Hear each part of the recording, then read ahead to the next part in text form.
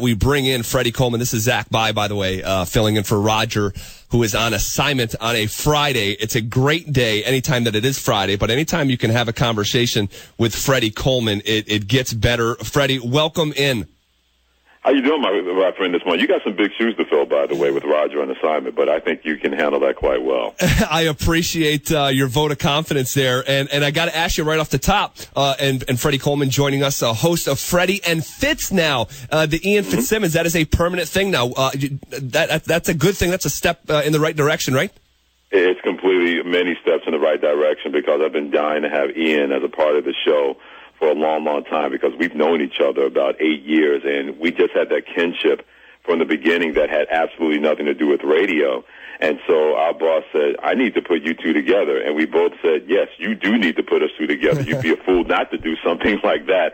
And it's been really terrific. We had the official first week where that went on. And of course, he wasn't there the first night because apparently he had some bad flu running around his children from their school, and he was just done for. But other than that, it's been quite a nice pairing. We really are pleased exactly what we've been able to do this week. Yeah, he's been joining you for some time as of late, and you guys have great chemistry. You guys sound great, and you can hear Freddie and Fitz every night right here on ESPN Radio. All right, so let's jump right into it, Freddie. What were your takeaways last night from that Bengals win? Do they look more like the Bengals team that we were expecting this year?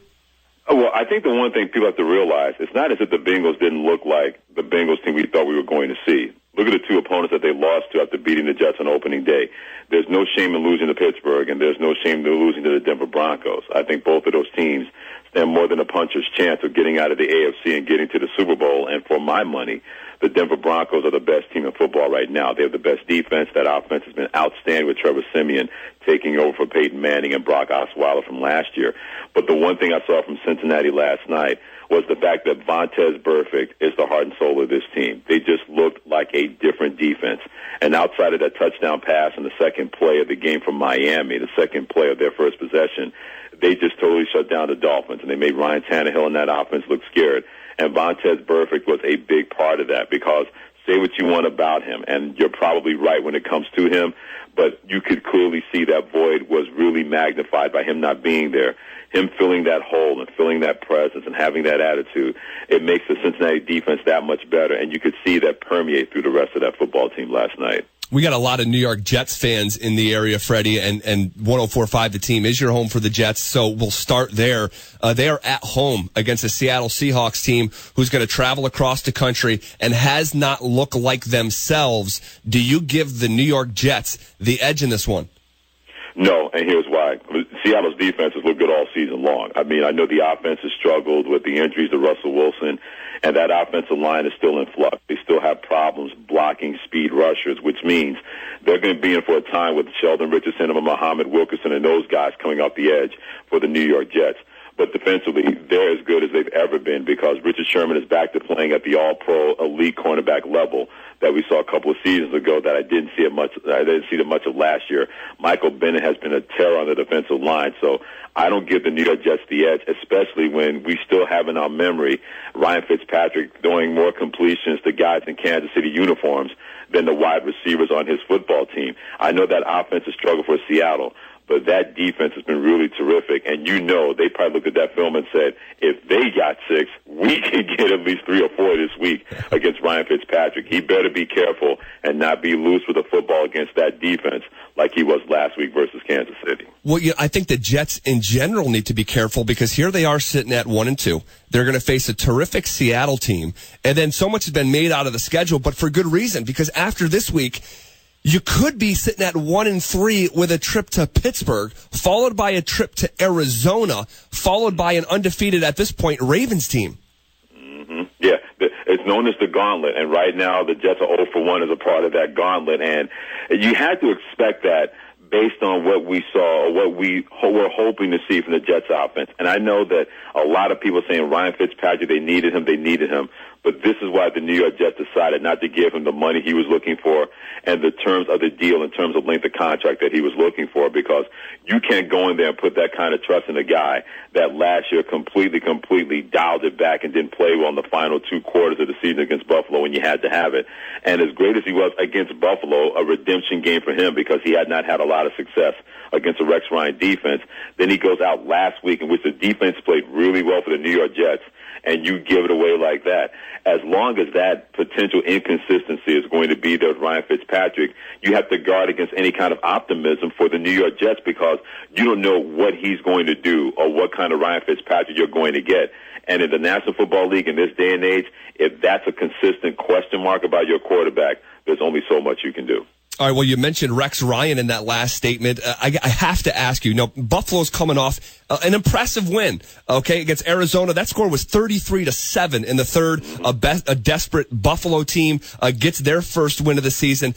But I'm going to actually take a left turn on that topic and go right to Rex Ryan. What do you make, and maybe it's harmless, but what do you make of Rex Ryan this past week doing the Bill Belichick impression, hopping on the conference call with Julian Edelman?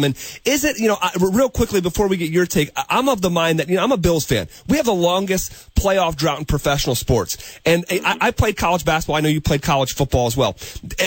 We would always say, back when I was playing, don't get happy. Don't get happy. In the second quarter when you're up, don't get happy. Finish the job.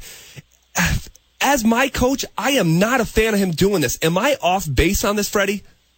You're not off base, but if you're Rex Ryan and you know what's out there, he has nothing to lose because he pretty much knows if they don't get it done, he's probably going to be out the door, which I think is silly because he's only into year two, not even halfway through year two of trying to turn on the Buffalo Bills. But a lot of that smoke has turned into a fire regarding him being on the hot seat in Buffalo. So your point is well taken.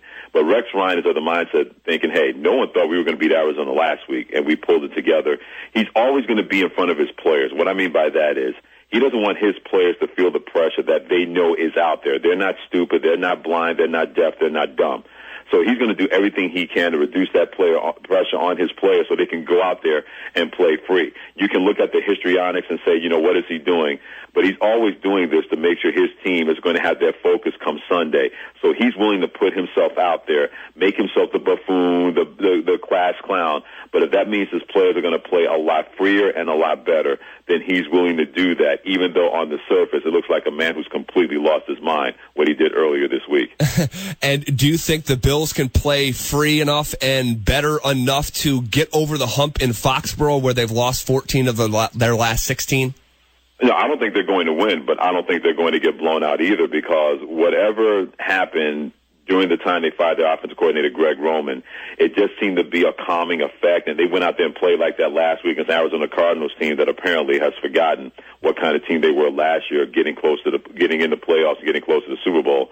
But that being said, Bill Belichick likes a lot of things, but he does not like losing to Rex Ryan. And because of that dislike, that's not going to happen on Sunday. Jimmy Garoppolo back in the lineup. That Patriots defense, they have all the makings, Zach, of being a top 7, top 8 defense. I think that'll be more than enough for the Patriots to win in a game that will be closer than I think a lot of people expect. The one and the only Freddie Coleman joining us on Big Board Sports this morning. I have to ask you about this. The question is just hanging there. We haven't spoken since the last time Odell Beckham Jr. had his meltdown on the sideline this past week. And then he had some interesting comments yesterday, Freddie, saying, not really worried about what Ben McAdoo says. And they said, well, he said X. And he said, well, that's he said, she said. If you're a fan of the Giants, and I know we have plenty here in this area, does that concern you? A little bit, and here's why. Because it goes back to last year when there were more than a couple of whispers, and even a couple of players said this about Odell Beckham Jr., that all that celebrity, all that spotlight was really affecting him. So you have to wonder if you're Ben McAdoo, the head coach, if you're Eli Manning, the quarterback, not just Giants fans, but if this continues to raise up and be more of a little bit of a problem where he has too much divitude, at a certain point, someone's going to have to pull his coat in that locker room and say, dude, we know you're our best player, one of our best players, but we can't have this. We can't have an open court discussion about you saying one thing and it seems like you're going against the coach who's trying to get us all on the same page. Tom Coughlin had to deal with a lot of that last year, and at times he didn't handle it well, and let's be honest, at times Odell Beckham Jr. was too immature. But you would think by now, here it is, year 3 in your Giants career, you can't allow those kind of things to happen. And it's not to say he can't be honest with the situation.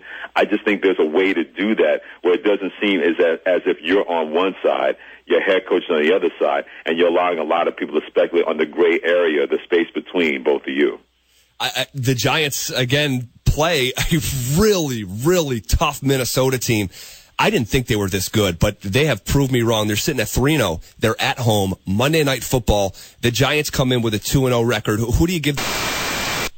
Well, Minnesota has the edge because, like you mentioned, they're playing at home, and I love their defense. Anthony Barr, linebacker, Harrison Smith is safety. They got a bunch of beef trucks in the middle that makes it hard to run on them up the middle, so that really allows that defense to get creative. And Sam Bradford, nobody expected the way he's been able to play. First game against Green Bay, almost 300 yards, and then last week going on the road and being a better quarterback than Cam Newton, and the Minnesota defense had a lot to do with that. But I will say this. How many times we've seen these kind of games that the New York Giants win, where you don't think they're going to go in there, you don't think they're going to go into Minnesota and win that game on Monday Night Football, then they find a way to win. And I think that's going to happen this weekend. I think that defense will be a little bit better because they couldn't be much worse than what we saw against Washington. And I think they'll bow up a little bit on offense to make just enough plays where now they put that pressure on Bradford to make plays, and I think that defense will be able to stymie him. It's going to be a tough game, but I think these are the kind of games I've seen the Giants win, and I think they find a way to make sure Minnesota's no longer undefeated by Monday night. Last question before we cut you loose, Freddie. What game are you looking forward to the most this weekend? The Ryder Cup, because I'm watching it right now. That's the game I'm looking forward to the most this weekend. I mean, football-wise, the one game I definitely got circled. I got two. One in college, Louisville versus Clemson at 8 o'clock Eastern time on Saturday night. I can't wait to see Deshaun Watson versus Lamar Jackson. But the one pro game I got circled, I look at that game and I say, I wonder. I'm looking at Kansas City and Pittsburgh on Sunday night because Kansas City believes that nobody's giving them enough credit. And Pittsburgh, I can't wait to see how they react to that get back butt whooping they suffered at the hands of the Philadelphia Eagles. So I had those two games circled, but Ryder Cup is dominating my consciousness this weekend, and it got started this morning in Minnesota. It's been fantastic already, and hopefully the United States can find a way to bring that Ryder Cup home because that pocket's been empty for too long in the United States. Freddie freaking Coleman, well done. Thank you so much for joining us, man. You do a great job. Can't tell you how much positive response we've gotten since we have brought you on a consistent basis. People just love you here in the 518. Love your message personally, and thanks again for joining us. My pleasure. You know, I always love my people and my family in the Capital District, and I'm very, very appreciative that we've gotten a great response to this and can't wait to do it again next week, my friend. All right, you're the man. Have a good weekend. You too, partner. Thanks. All right, that was Freddie freaking Coleman. FFC joins us every Friday and just comes in and shreds.